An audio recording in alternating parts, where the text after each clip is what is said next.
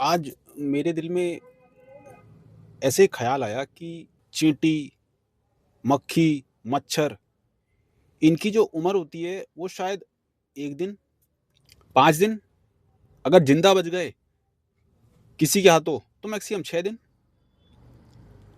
या हद से हद 12-15 दिन। वहीं चिड़ियाएँ जो होती है या पानी वाले जो जानवर होते हैं, उनकी उम्र 1 महीना, 2 महीना जब तक किसी शिकारी के पल्ले नहीं पड़े। फिर हम बड़े जानवरों की बात करते हैं, जो 4 पैरों पे चलते हैं।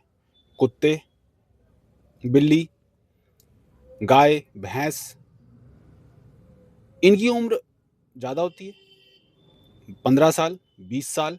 हाथी की उम्र 25 साल, 30 साल। फिर हम बात करें इंसानों की उम्र। इंसानों की उम्र 100 साल, 200 साल। अब मैं सोच रहा था कि ऐसा क्यों?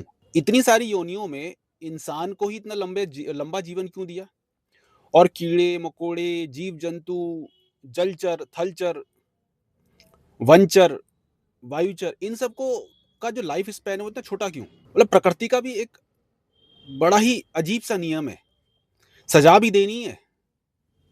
भई आपको रेंगने वाला जीव बनाया, कीड़ा-मकोड़ा बनाया, मच्छर बनाया तो ये आपके पूर्व जन्म के कोई कर्म ही तो थे, जिस वजह से आप उस योनि में गए।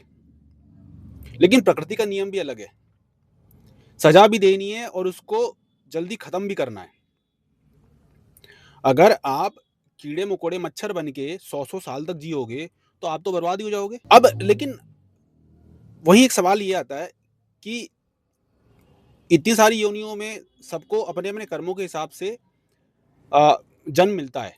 हमें मिला इंसान का जीवन या इंसान का जन्म। तो हमें इंसान का जन्म क्यों मिला? हमें इतना लंबा जीवन क्यों दिया गया? 100 साल, 150 साल बहुत बड़ा टाइम होता है। आखिर क्यों? कोई तो वजह होगी। प्रकृति ने हमें इतना लंबा जीवन क्यों दिया? मैं इसका जवाब जानना चाहता हूँ। चलो हमारे पूर्व जन्म के कुछ अच्छे कर्म थे, तो उन कर्मों के हिसाब से हमें मनुष्य जीवन दिया गया ताकि हम साफ खाना खा सकें, साफ वातावरण में रह सकें। लेकिन फिर इतना लंबा जीवन क्यों?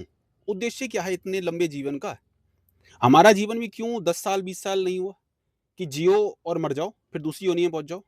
इसका सवाल इस सवाल का मैं जवाब जानना चाह रहा हूँ कि हमें इतना लंबा जीवन क्यों दिया? आपको क्या लगता है? मुझे अपनी राय ज़रूर बताएँ।